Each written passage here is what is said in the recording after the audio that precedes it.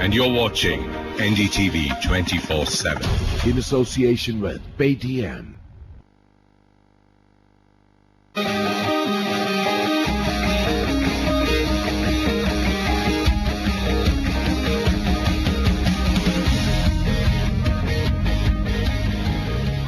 Hello and welcome to our special show. Now, how often have you heard it in sports that no one is bigger than the game? Now, this age-old adage is true most of the time. However, once in a while, there comes along a sports person or a sports team that end up overshadowing the sport itself. Michael Schumacher did that with Formula One. Michael Jordan did it with basketball. Muhammad Ali did that to boxing.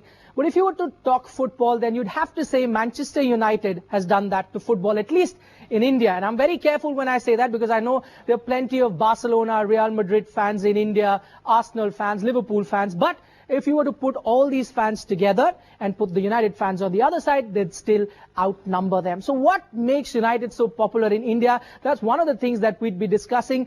And the occasion is that a new Manchester United school, the soccer schools are going to be launched in India. We'll talk about grassroots development in India too. Those are things that we'll be focusing on. And we're delighted to have with us Mr. Dennis Irwin, arguably the greatest Irish footballer ever. And also, as Sir Alex put it, pound to pound, his best signing ever for United. Lovely to have him in our studio. Also joining me, I'll start from my left, someone who I call the Novipedia. He knows everything there is to know about football. Novi Kapadia, well-known football commentator. Stevie Grieve joins us here. He is, of course, coaching at the grassroots level in India, but you all know him. You see him every evening or at least once a week talking about football on Indian television. And Navroz Dhoni joins us, a well-known sports manager, and he's the man who's behind bringing the Manchester United soccer schools right here to India. I'll start with you, Dennis. Do you have, I know you've been to India, 3 or 4 times before this. Have you got a sense of what Manchester United is in India? I think there's more and more, as each time I come here, there's more and more Manchester United fans, more evident. The first time I was here, probably 4 or 5 years ago, it's grown huge since then. I was down in Goa 2 years ago with the Premier League and never really realised how big football is here in India, but particularly Manchester United, the amount of red shirts knocking around. So it's a great experience. I think we've got over 30 million fans here in India, so I'm delighted to be back here again. Okay, Novi, could you solve that puzzle for me? Why is United the most popular club in India? Did it have anything to do with the advent of satellite television and glory days of United at that time? Long before that. 3 historical reasons. One, not remembering the Munich air disaster. That's when my generation, we first read about Manchester United in the newspapers. Then came 1968, that glamorous final, for me arguably the greatest Manchester United team ever. Apologies to Dennis Irwin. George Best, Dennis Law, Bobby Charlton, and that great victory against Benfica. I mean, I remember I walked back 10 miles home just to listen to it on the radio. There was no television in India then. That brought Manchester United. You know, there were no other club in India. In the 60s, most of us didn't know more than 10 international football players. We knew Pele, Garincha, and a few others. And then we knew Manchester United.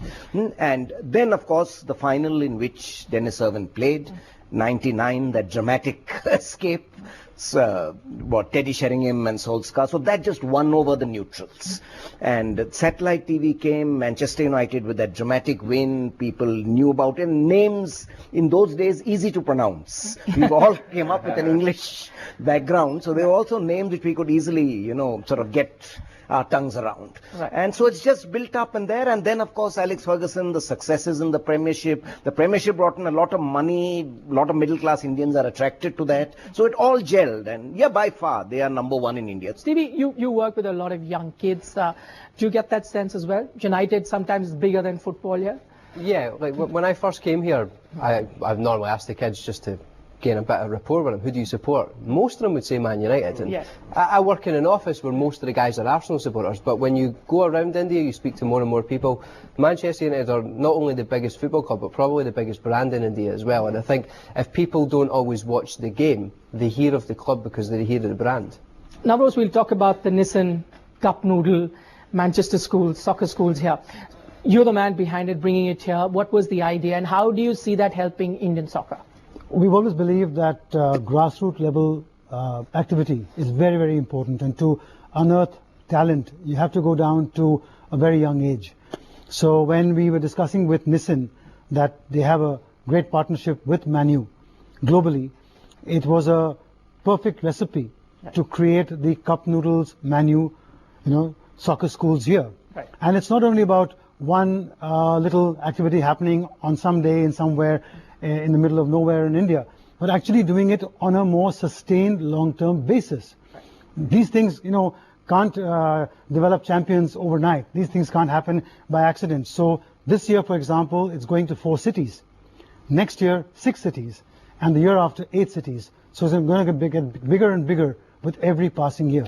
Once these kids are identified in each city, so there'll be close to about 150 children who will be watched very closely by local coaches and talent hunters in each city.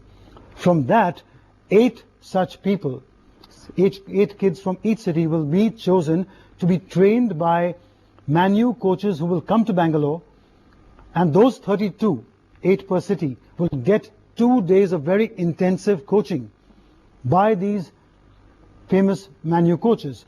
After that, they'll play a game, and 4 of them, who are really supposedly the creme de la creme from that entire bunch, will go to Manchester United, will go to Old Trafford, and actually live their dream in many ways. A very interesting aspect to this whole thing is one part is the kids, and the other part is coach the coaches.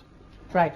So, coach education. Correct. So what we're doing is that when the Manu coaches are coming here for the finals in Bangalore, one day is being dedicated by Cup Noodles just to get coaches from all over the country, coaches from small towns and big cities, all coming in to get coached by the coaches. So I think that is going to be a very big advantage, and then they can go back and percolate that learning and spread it around the country too. Okay, to you, since you worked with Indian kids here, how far behind do you think India is as far as grassroots coaching is concerned? I think there's obviously major differences in terms of infrastructure. Like if you go to Tokyo, a kid can get a bus or a metro and there's a football field there. Whether it's a 5-a-side urban field or a futsal field, there's something there. In India, the infrastructure doesn't really allow a player to get easy access from where they live to go and play football with their mates. Like Dennis and I, we grew up in a society where you go and spend 6 hours playing with your mates, your mum shouts you in to get your dinner, you go back out and you play again. They can't do that here because a kid might have to walk 2 hours. So basic infrastructure makes it difficult. I think India's improving in that sense in the infrastructure, and it will get better over time. But when you look at what is the difference between an Indian 12-year-old and say a Spanish 12-year-old or a Japanese 12-year-old or a Thai 12-year-old, I think because of the school curriculum and the school programme, because PE is of such a low level, because they have unqualified people who don't know how to teach things properly, kids are don't have as good control of their body as what they do in more established footballing nations, and it comes from the multi-sport background of a good PE system. Sometimes critics would say, Dennis, that a lot of soccer schools have come to India, a lot of clubs have come to India, but they only come here to sell merchandise, but they're not really serious about Indian football. How is this program different from the others that we've seen? Well, I just hope that it grows. You look at the MSL, which came up off the back of the World Cup in '94, right. And obviously started at a senior age. Now it's much more powerful. The kids in America now want to play soccer, as they call it, and it's growing and growing. So it has to start somewhere. So even little steps like this will hopefully mature a little bit, will progress longer than the 3 years that we spoke about there. And you start getting better players out of India, out of Delhi, I was just saying out of Calcutta, Bangalore, what we're saying in Mumbai. And Stevie knows on the ground it's very hard to produce players. It's hard to produce players in England and Scotland now. So it's not that easy. But if you got any little help at all, maybe in the future, you just never know. Okay. There has to be a dream out there. That perennial question that gets asked all the time, how much is he going to earn? How much is my kid going to earn? That has been answered by the ISL. So if they produce kids from the Manchester United schools, not necessarily they're going to be playing for Manchester United, but at least could be looking at, say, ISL clubs? Yeah, career, but you'll first have to play at a local league, then maybe an I-League club. There is a possible career. And even Indian clubs play a lot of money now, even the I-League clubs. It's not highlighted so much because Indian football has become very regional. Bengal, Goa, Northeast. Correct. In terms of India, I mean, that's a fraction. We often don't realize it. 1 billion plus. The whole of North India, we don't have a football club, which has about 250 seats for Lok Sabha. Okay. So we've got to get football clubs in North India, in Central India, and youngsters should be able to find a place Where when you're young, Baichung went to Bury and earned at that time more money in Bury, which was what, second division English club, than what he was getting for a top club in India. So you got to get a standard of living. I've seen in our second division clubs, 10 people sleep in one bedroom. You know, not many children are going to continue playing football. If that's going to continue. I'd like to just add one thing over here, that this whole partnership of Nissan and NDTV is also very important. Like I said, we may be doing some great work in some few cities, but the amplification is very important. We want more people to know about it, and therefore it's not only dependent upon the coaches or only upon the schools, but your parents watching it say, I want to send my kid also.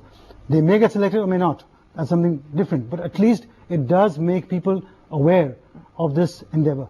Time for us to take a short break on this special show, but don't go anywhere, because on the other side we'll talk to Dennis about the current state that Manchester United find themselves in.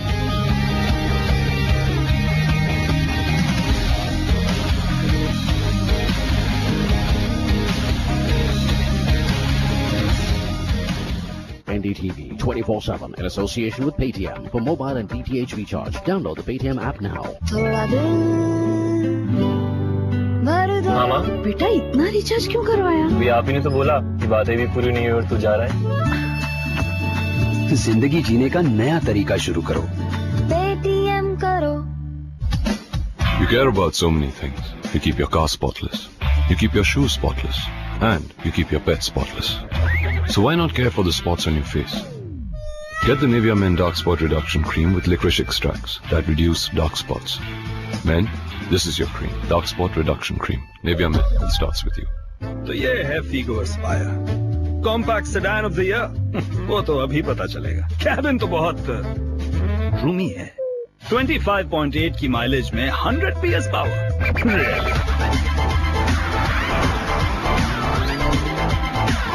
Powerful तो है, पर safety? Oh, 6 airbags. But you know what? Pink में नहीं आती. Impresses even the most kadak critics. Ford Figo Aspire. भैया wait! भैया!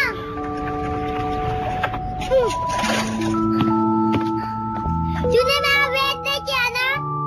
Wait ही तो कर रहा हूँ. टीवी साथ साथ देखने में ही मजा आता है ना? अब किसी भी Airtel digital TV set top box पर पेन ड्राइव लगाएं और लाइव टीवी रिकॉर्ड या पॉज करें. आज ही मिस्ड कॉल दें 76780 पर. Every moment, life teaches something new. Are your scars not letting you forget the accident? Presenting Mederma, India's #1 scar treatment gel. It works as soon as the wound heals and shows its effect on the scar in 8 weeks. Open your eyes to a world of new opportunities. Think investment. Think Odisha.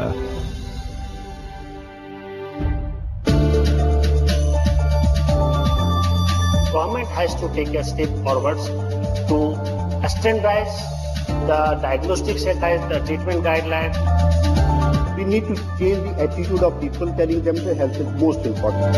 It's awareness, it's access, and it's affordability. Medtronic presents Driving India Towards Value-Based Cardiac Care. Today at 11:30 a.m. on NDTV 24/7. Games, movies और music के 71 lakh 21,302 minute. ये सब fit होता है एक छोटी सी दुनिया में. Free music, movies and games only on Airtel, the smartphone network. 8 महान देशों के शानदार साथ के पल, जोश से उछलते, जुनून से मचलते, जीत की जिद के जादू भरे पल, निगाहें जमाए, बाहें फैलाए, कंधे से कंधा मिलाए, गौरव भरी पल.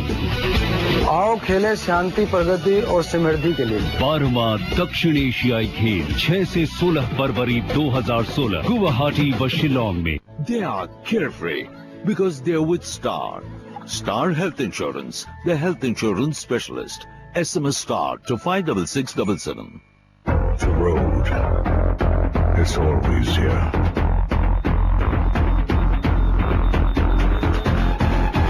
road is an invitation to a whole new life. And it is calling. The Roadster Life Company.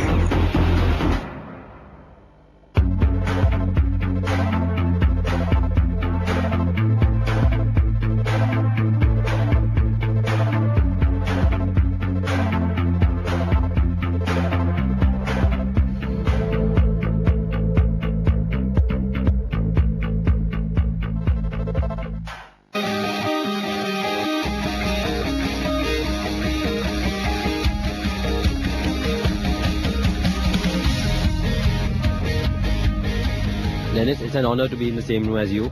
My question to you is this. If you had an opportunity to go back in time and play alongside one other player, irrespective of the century or their age, who would it be and why? Thank you. Well, I mean, Messi and Ronaldo are the two top players at the moment. I think there's no denying that. But in my era, it was another Argentinian, Maradona.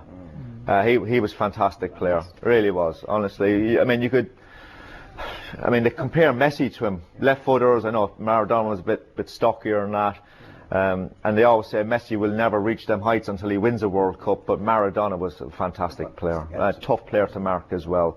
Really quick, great free kick taker, top player. Argentina keep producing them, don't they? Dennis, since the class of '92, United have somehow struggled to sort of develop young players. I mean, the last sort of Manchester boy to leave was Danny Welbeck, which was quite a sad thing. You've got sort of Cameron Borthwick now, but why have English clubs struggled to produce local talent, and in turn, that has also sort of affected the national team? So what has gone wrong with the English system?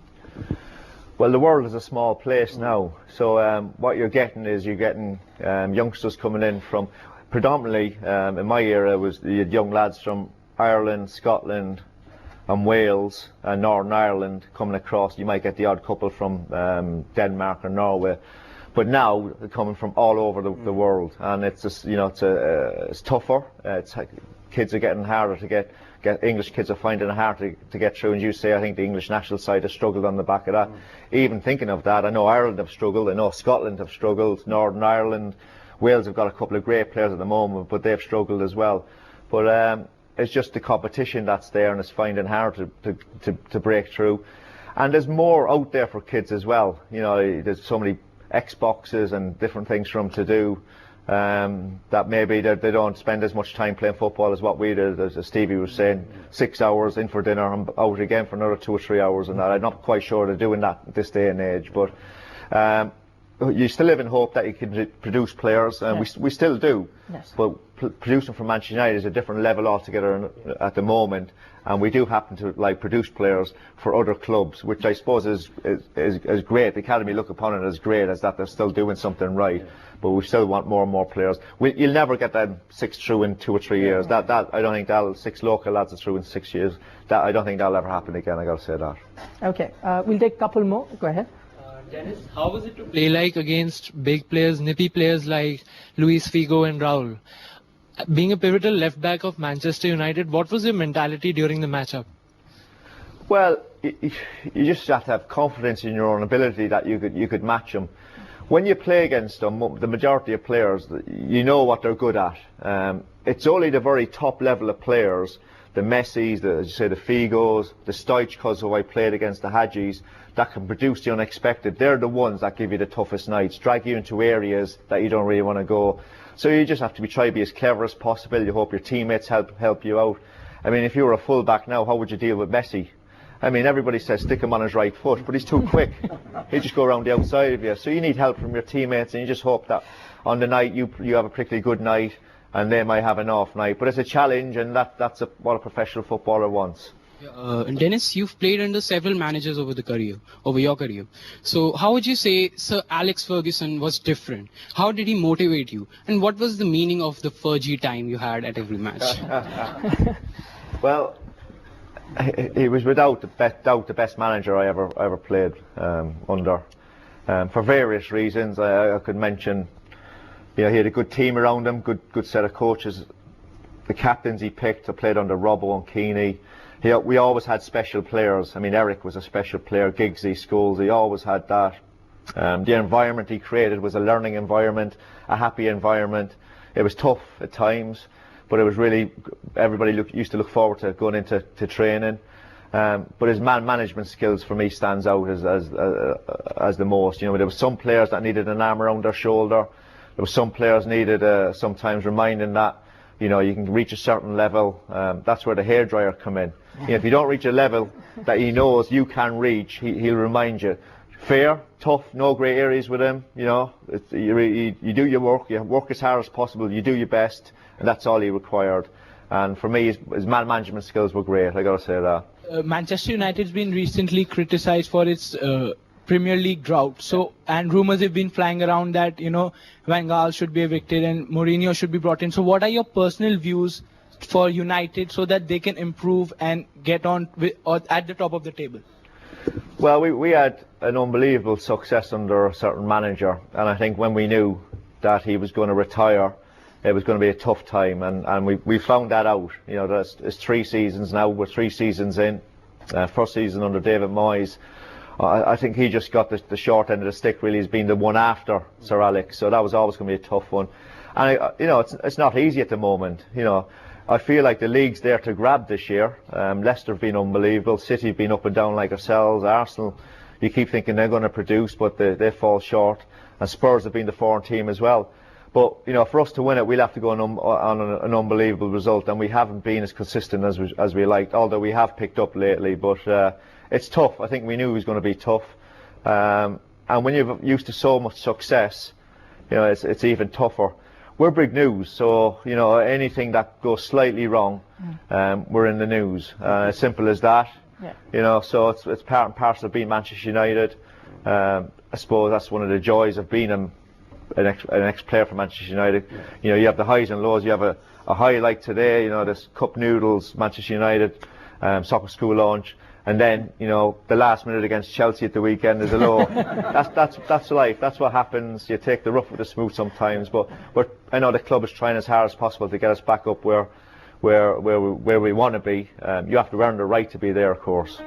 I'm afraid that's all the time that we have on this special show. But remember, it's a great opportunity for all you young footballers who dreamt of being at Old Trafford. Make use of this opportunity, because Cup Noodles Manchester United soccer schools are here. You might just be training at Old Trafford.